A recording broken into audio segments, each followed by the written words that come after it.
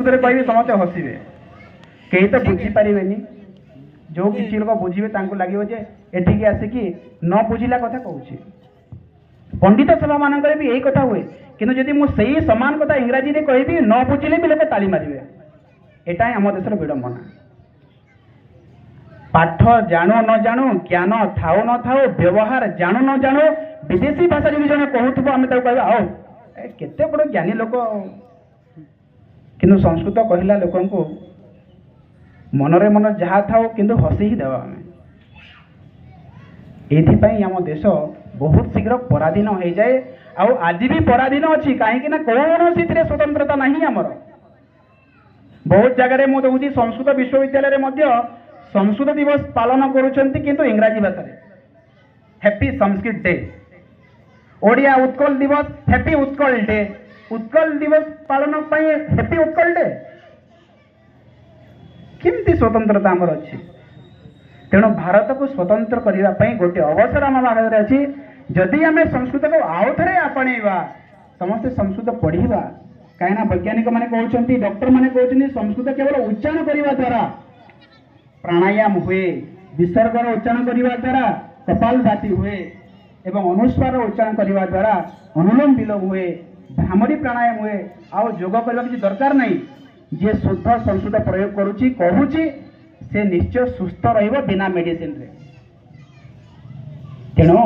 आम हाथ में ही सबु समस्यार समाधान अच्छी आम देशर परिचय यही संस्कृत भाषा आम देशर परिचय पत्र रूप में यही भाषा ही कौ आदिम जुगर जो समय आपण मैंने जानते दुनिया रे पाठ कौन विद्यालय कौन शिक्षक कौन छात्र कौन जानी नथिले से समय भारत में केते गुड़े गुरुकुल चलुला केते गुड़े विश्वविद्यालय चलुला इंग्रेज मैंने कहते जे झील मान पढ़ाई परंपरा आमे आरंभ करूँ किंतु कहीं जान आमे वैदिक काल में गोटे विश्वविद्यालय थिला गुजरात सोमनाथ रे से विश्वविद्यालय ना थिला श्री वल्लभी आउ से विश्वविद्यालय केवल झील मैंने ही पढ़ुले किंतु एटा हमको शुणा जाएनि आमको अनेक गुड़े इतिहास लुचे दि जाए कहीं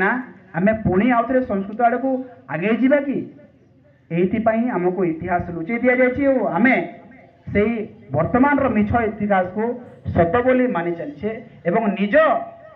को न चिनी अन्यर प्रशंसा करुछे आजिकल पिला को माँ कहया लाज लगे मु तो एते मॉडर्न पिला माँ केमिति कहबी मम बापा कहबो लाज लगुच ओडिया रे मु बापा आपन डाकी पारिबे मु डैड भल लगुच आजिकल इंग्राजी आउ छोटे छोटे गलानी मम्मीटा मम हे गलानी ब्रदरटा ब्रो हे गलानी सिस्टरटा सिस्ट हे गलानी कोटी शुद्धता अच्छी तथापि आम एत बहुत पसंद करे कोटी दुकान रे मुझे देखुली कोटी ओडिशा रे आमर कौन सी जगह ओडिया रे दुकान रो ना भी लिखाए चिकेन सेंटर भी थी सेटा भी इंग्लिश रे लिखाई और सेठी पुणी भगवान को ना गोटे सियोर थी माँ Mangla chicken centre Sai Baba coating centre कौ संस्कृति रे आम अच्छु निजको तो कहूँ बहुत बड़े ज्ञानी बोली बहुत पढ़ीचु बोली सामान्य व्यवहार ज्ञान आम जानी तेणु ये गोटे जिनस अनुशासन संस्कृति परंपरा संस्कृत ही शिखाए तेणु आमको निनातिन निजर अनुशासन गोटे व्यक्तिगत अनुशासन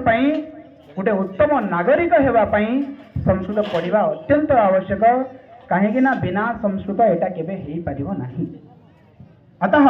सर्वेषां कृते एकं निवेदनं करोमि यत् आगच्छन्तु भारतस्य नवनिर्माण निमित्तं भारतस्य पुनः निर्माण निमित्तं संस्कृतं पठामः आ गोटे कथा कहबी आपनको संस्कृत गोटे भाषा ना गोटे विषय किए कहि परिबो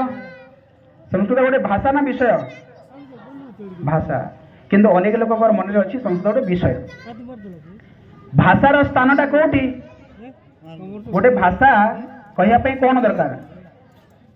मुह दरकार ना बही रे थिले ताकू भाषा कहया कि बही रे थिले ताकू लिपि कहवा भाषा न तेणु भाषा को बंचिया कहवा दरकार तो जदि आम संस्कृत को बंचा चाहूचे ताहले आमको कौन करा पड़ो कहवा पड़ो कहले ही भाषा बंचे न कहले भाषा मरे अनेक लोक यहाँ मन मन भाभी भी सारे कि संस्कृत गोटे मृत भाषा बोली कहीं आम मान आमे जदि ताकू प्रयोग न करिबा ताहेले से भाषा केबे बंचिब नाही। तेणु समस्त को गोटे निवेदन रहुछि जीवन रे थरे एबे पेपर रे बाहरी थिला आपण आदरणीय प्रधानमंत्री कहउछन्ति जे कम से कम गोटे वाक्य तो कह संस्कृत रे कम से कम गोटे है परिबा ना नहीं।